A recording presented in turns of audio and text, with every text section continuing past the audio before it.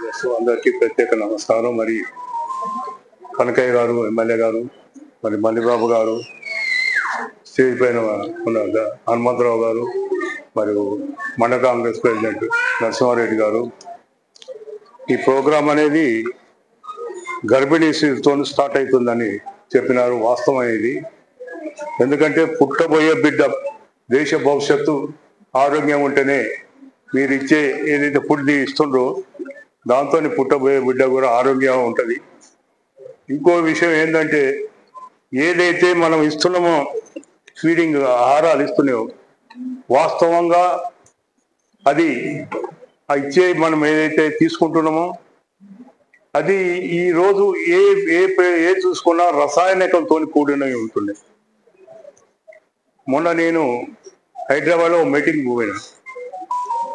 ఏ meeting అంటే ప్రకృతి వ్యవసాయం వచ్చే పంటలు ఏ విధంగా ఉంటాయి, దాంతో చేసిన ఫుడ్ ఏ విధంగా ఉంటుందని ఒక మీటింగ్ పోతే ఏ గ్రామం నుంచి అయినా 5 నుంచి 6 కోట్ల రూపాయలు బయటికి పోతున్నాయని చెప్పి ఒక ఆర్గనైజర్ ఎవరైతే ప్రకృతి వ్యవసాయం చేసే పండించే రైతు చెప్పినాడు. ఎందుకు అంటే మనం పండించే పంటలు ఏదైతే మీరు ఇచ్చిన ఆహారాలు ఏదైతే ఉన్నాయో కల్తీ మందులతోని కల్తీ ఫెర్టిలైజర్తోని రావడం జరుగుతుంది. దాంతో పుట్టబోయే బిడ్డ కూడా ఏదైతే తల్లి తీసుకుంటుందో ఆహారం వాస్తవంగా తల్లి తినే ఫుడ్ కూడా మంచిది, ఆరోగ్యానికి మంచి కలగాలంటే ఈ ఫెర్టిలైజరు పెస్టిసైడ్స్ లేని ఫుడ్ తీసుకుంటే ఇంకా మంచిదని నా ఆలోచన. ఎందుకంటే పుట్టిన బిడ్డ కానించి ఇంజక్షన్లు, హాస్పిటల్ జాయిన్ చేయటం, పుట్టే బిడ్డ కూడా ఆరోగ్యంగా ఉండాలని ఆలోచనతో ఏదైతే ఆ రోజు చెప్పిన మహానుభావుడు చెప్పినాడు. ప్రతి సంవత్సరం ఒక గ్రామం నుంచి 5 నుంచి 6 కోట్లు బయటికి పోతున్నాయి. మాకు కూడా అర్థం కాలేదు, ఏం బయటికి పోయేది ఏంటి అర్థం కాలేదు. అంటే ప్రతి గ్రామం నుంచి హాస్పిటల్ పోయేది 5 నుంచి 6 కోట్లు చిన్న గ్రామం నుంచి పోతున్నాయి. బయటికి ఎందుకు పోతున్నాయి? పోవాల్సిన అవసరం ఏముంది?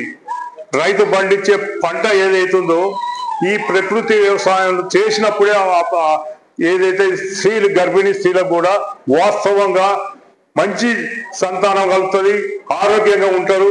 రేపు ఈ బిడ్డలే రేపు వాస్తవంగా మంచి ఎదుగా ఉండాలనే ఆలోచనతో ఈ ప్రకృతి వ్యవసాయం చేసే ఫుడ్ కూడా మీరు తీసుకుంటే బాగుంటుందని చెప్పి మీరు ఇస్తున్న పిల్లలకైతే ఇస్తున్న ఫుడ్ చాలా సంతోషంగా చూసినాం. మీరు తీసుకున్నదంతా కూడా ప్రకృతి వ్యవసాయం చేసేది హైదరాబాద్ చెప్తున్నా, మీరు ఇక్కడ కూడా తీసుకోండి. ప్రకృతి వ్యవసాయం చేసి ఫెర్టిలైజర్ పెస్టిసైడ్ వాడని తీసుకోండి. మీరు చేస్తే ఇంకా బాగుంటుంది నా సూచన. ఎందుకంటే బిడ్డలు గర్భిణీతో ఉన్నప్పటి నుంచి, తల్లులు ఉన్నప్పటి నుంచి ఈ ఆహారం తీసుకుంటే వాళ్ళు కూడా పిల్లలు కూడా ఆరోగ్యంగా ఉంటారని చెప్పి మా కమిషన్ తరఫున నేను 2-3 మీటింగ్లో మాట్లాడినాను. మీరు ఏదైతే తీసుకునే ఫుడ్ కూడా మంచిగా ఉంటేనే రేపు గర్భిణీ స్త్రీలు కూడా తీసుకుంటే పుట్టబోయే బిడ్డ కూడా ఆరోగ్యంగా ఉంటుంది. మన హాస్పిటల్ పోవాల్సిన అవసరం లేదు, ఈ మందులు వాడాల్సిన అవసరం లేదని మా యొక్క కమిషన్ తరఫున మీ అందరికీ ఒక సూచన చేస్తూ మీ అవకాశం ఇచ్చిన అందరికీ ప్రత్యేక ధన్యవాదాలు తెలుపుతూ సెలవు తీసుకుంటున్నాను.